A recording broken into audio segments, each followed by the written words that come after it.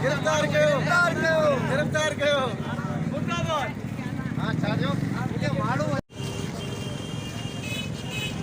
इखलाक अब्बासी के गिरफ्तार कयो डेढ़ माफिया इखलाक अब्बासी के गिरफ्तार कयो डेढ़ माफिया इखलाक अब्बासी के गिरफ्तार कयो कब्जागीर इखलाक अब्बासी के गिरफ्तार कयो कब्जागीर इखलाक अब्बासी के गिरफ्तार कयो सब इंसान सब गोलों में कब्जा डेढ़ माफिया इखलाक अब्बासी के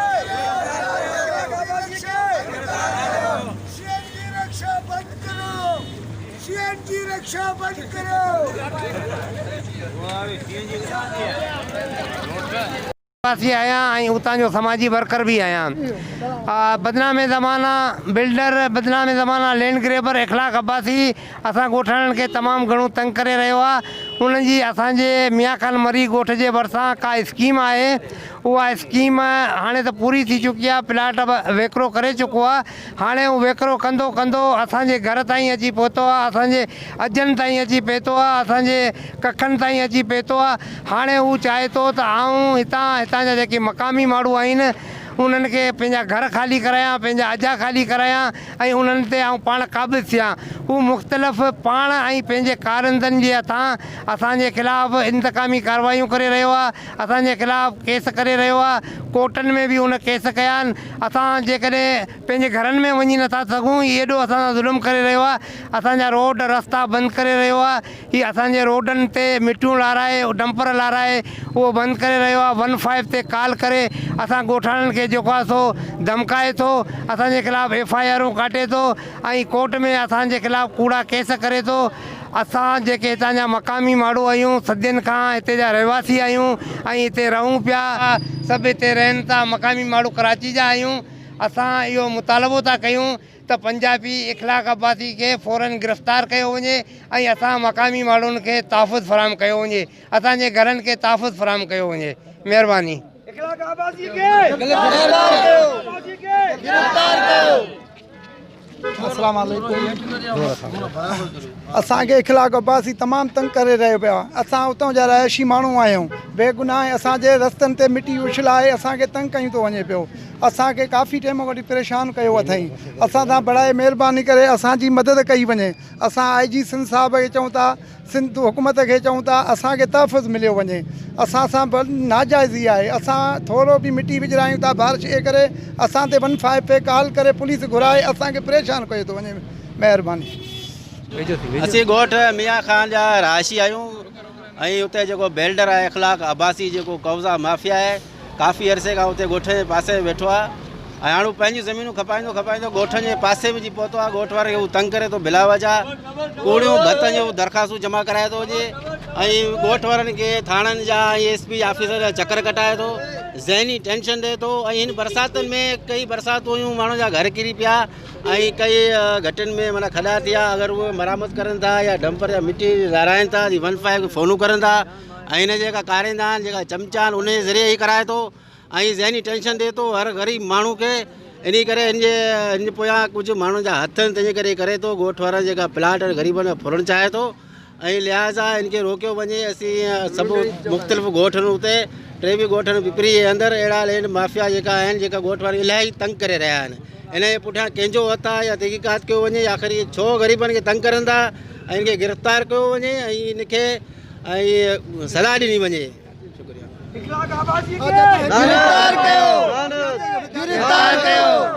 अस्सलाम वालेकुम। असां सां नाजाइज़ी है दाता नगर में, बिल्कुलु असां सां नाजाइज़ी है। करीम मरीद मथां बि FIR कापी कटियो अथनि, ज़ुल्फ़कार पीरब जो पुटु आहे उनजो मथां बि FIR कापी कटियो अथनि। 2 हिन सां गॾियल ॿिया लुंड 2 उहो हुनजो चमचा आहिनि, उहो असांजे प्लाट जे मथां अचे बीहनि था त इनखे हेतिरो में विकिरो करो, उनखे हेतिरो था विकिरनि कनि। असांखे तमामु नाजाइज़ी असां सां कई आहे यानी अब्बासी इखलाक अब्बासी पंजाबी आहे। असां हिनखे बर्दाश्त न कंदासीं। असां मथां FIR कापी कटिजनि, 15 ते फ़ोनूं करे उन राति में 2 लुंड खे मोकिलियुनि अथनि, असांजे गेट में पिस्तौलुनि जो फायर कई अथनि। ॿियो हिकिड़ो सिंधी आहे उनजे घर में बि उन 2 फायर कया आहिनि। असां 15 ते फ़ोनूं कयूं, 15 वारो आयो, बाक़ाइदा कारतूस बि हुते खयूं गेट में। ऐं ॿियो जो सिंधी जे घर में बि वियासीं, उते बि उहो असां कारतूस पिस्तौलुनि जो खणी ॾिनीसीं। अञा ताईं उहो असांजा FIR कापी न कटियो आहे। इन करे बिल्डर पैसा ॾिए थो ऐं पुलिस खे हटाए थो असांजे लाइ, ऐं हू पंहिंजे जे लाइ आहे, असांजे लाइ न आहे। इहो महिरबानी करे वञे, इखलास अब्बासी खे गिरफ़्तार करे वञे, इखलासी खे गिरफ़्तार करे वञे। और करीम बख्श मथां FIR कटियल आहे, ज़ुल्फ़कार मथां इहो FIR कापी कैंसिल करे वञे। ऐं गवर्नमेंट खां असां अपील कयूं था असां सां नाजाइज़ी थिए, असांजी ज़मीनियूं तो प्लाटनि ते कब्ज़ो था करे। अस्सलाम वालेकुम। साईं हे छा मसइलो आहे? इहो अख़लाक केरु आहे? इख़लाक हिकिड़ो पंजाब खां आयल अब्बासी थो सम्झे ऐं अनअथॉरिटी माण्हू आहे। हिन जो को बि प्रॉपर्टी सां पिपरी UC 19 में को बि हिन जो तालुक़ु कोन्हे, बल्कि डिस्ट्रिक्ट मलीर में ई हिन जी का प्रॉपर्टी कोन्हे का। हीअ कब्ज़ा माफ़िया आहे, कब्ज़ागीर आहे। हीअ जाइज़ ॻोठाणा जेके जिन जा ॻोठ सेक्शन थियल आहिनि, वज़ीर आला सिंध जेके कया आहिनि, उन्हनि ते अचे जेको आहे सो दाबा ॾेई उन्हनि जे मथां कूड़ियूं FIR कराए ऐं हिननि खे गिरफ़्तार कराइण जी कोशिशि थो करे। इंतिज़ामिया हुन सां पैसनि जे ज़ोर ते ॿधल आहे। इन जे करे शरीफ़ शहरनि खे, शरीफ़ ॻोठाणनि खे तंग करे रहियो आहे। असां वज़ीर आला सिंध खां बि अपील था कयूं उनखे त हिन जेको FIR थियूं उन्हनि जो नोटिस वठे। IG सिंध खे बि ऐं chief justice Sindh high court खे बि। असांजी बि welfare Roshni labour welfare foundation ऐं बुज़ुर्ग दोस्त तंज़ीम जेको 2014 में पास थियल आहे, उनजो मां जनरल सेक्रेटरी आहियां UC पिपरी जो। उहो बराए महिरबानी हिन जेको कमु थियो आहे इन जे लाइ तदारत कयो वञे ऐं हिननि जी जेके कूड़ियूं FIR थियूं आहिनि उन्हनि जी ख़ासि तौर ते इंक्वायरी कई वञे ऐं जेके ॻोठ सेक्शन थियल आहिनि उन्हनि खे DC या कमिश्नर खां अचे उनखे वेरीफाई कराइनि। बिल्कुलु उहो वेरीफाई आहिनि। हीअ इख़लाक अब्बासी का बि अथॉरिटी कोन्हे, अनअथॉरिटी आहे। हिन जी का बि प्रॉपर्टी हिते कोन्हे का, न ही हितां जो रहाश हुआ। ही स्टील मिल जे एवज़ ऐं पोर्ट कासिम जे एवज़ हिननि माण्हुनि खे शिफ्ट कयो वियो हो।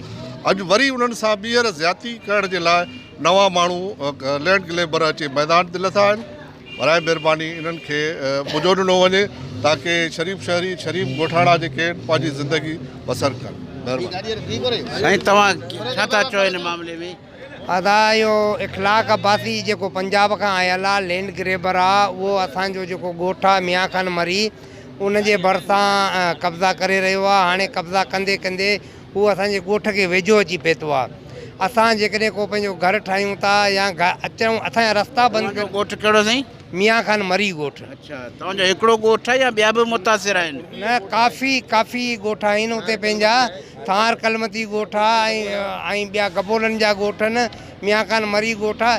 हिन मतिलबु हिन जे परसगिरदाई में तक़रीबन 5-6 ॻोठ आहिनि ऐं पिपरी में 23 ॻोठ आहिनि।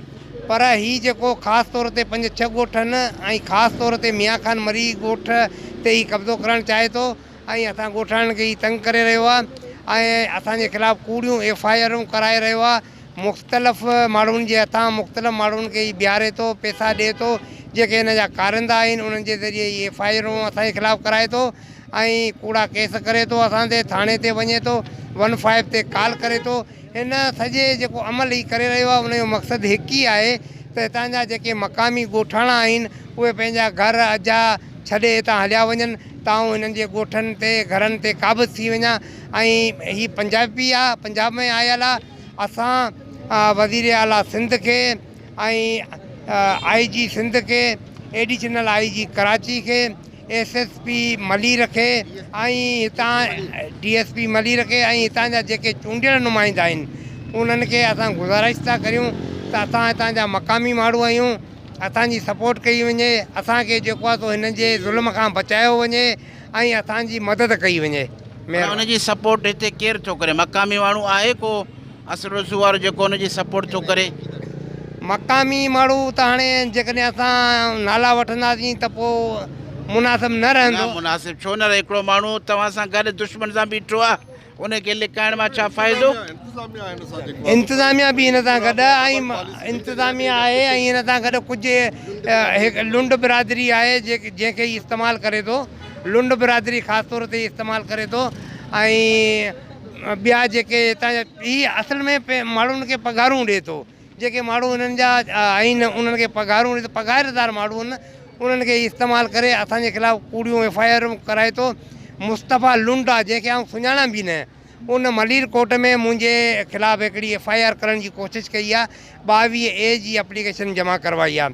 आउं मुस्तफ़ा लुंड खे हिते चवणु थो चाहियां त तूं मूंखे सुञाणे थो, घटि में घटि आउं त हुनखे नथो सुञाणां, कॾहिं मूं हुन खां भतो घुरियो आहे।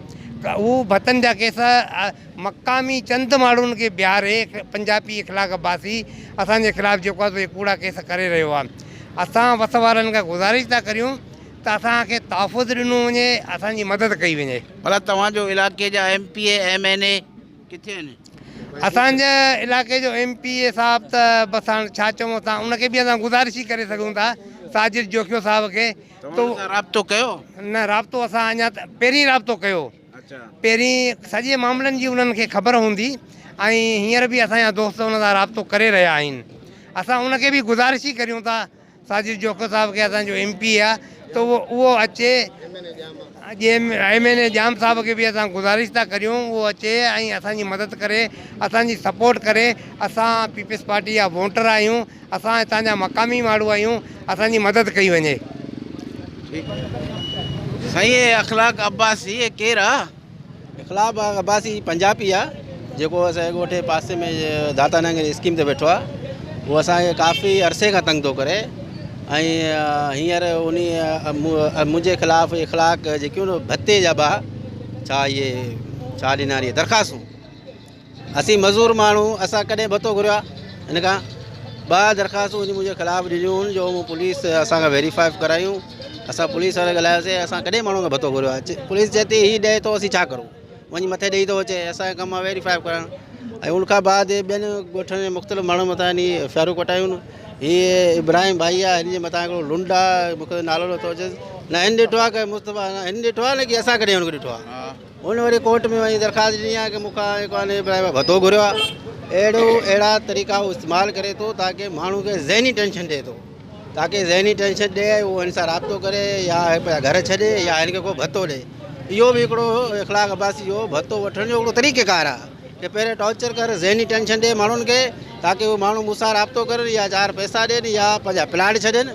ऐं मुख़्तलिफ़ माण्हुनि सां मिलियल आहिनि, ऐं कुझु माण्हू सां हितां मिलियल आहिनि, इन करे ही हरकतूं करे थो। असां पहिरें बि प्रेस कॉन्फ्रेंस कई, अॼु बि मुख़्तलिफ़ क़ौम सिंधी सभु क़ौम असीं एहतिजाज करूं था कि हिन शख़्स खे गिरफ़्तार कयो वञे ऐं सज़ा ॾिनी वञे। साईं अख़लाक़ अब्बासी जो हिते वॾो चर्चो आहे केरु? सर हुनजे त ख़ैर पंजाब खां आयल आहे, पर इन जी वाकई ॻाल्हि इहा मशहूरु आहे त इहो तक़रीबन इन ई ॻोठ में न पर मुख़्तलिफ़ ॻोठनि में इन जी कंप्लेन अचे पई, जिते किथे लैंड ग्रैपिंग पियो करे। ऐं इहा लैंड ग्रैपिंग तक़रीबन मलीर जे मुख़्तलिफ़ ॻोठनि में थी रही आहे, जिते किथे इन जो हथु आहे उन्हनि लैंड ग्रैपिंग में। लेकिन असां हुनखे ॿुधाइण था चाहियूं त असांखे पंहिंजे नंगनि ऐं दंगनि जो तहफ़ुज़ करणु अचे थो।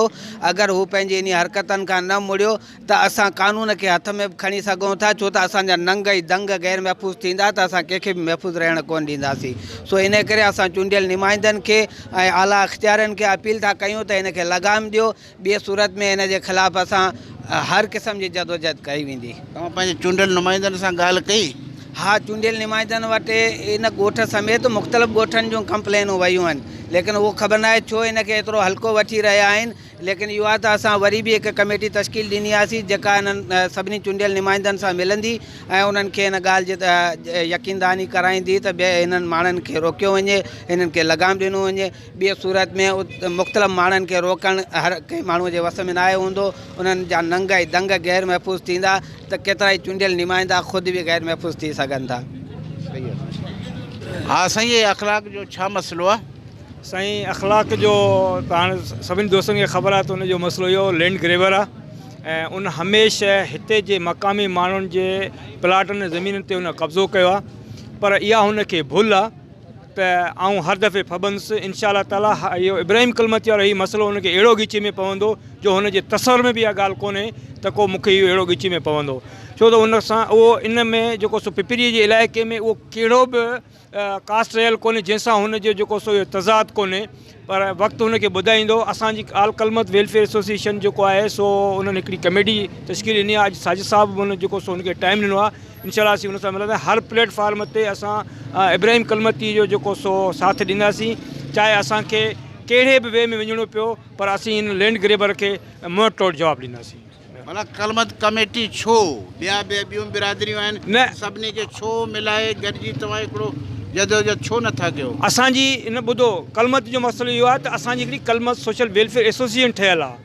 उन एसोसिएशन जे प्लेटफॉर्म तां जेको बि मज़लूम हूंदो, कहिड़ी बि कम्यूनिटी सां वास्तो रखंदो, असां उनजो साथ ॾींदासीं ऐं उन सां कुलो कुले में मिलाए वेंदासीं, चाहे उहो कहिड़े बि कम्यूनिटी सां कहिड़े बि ज़ात सां बीठल हुजे।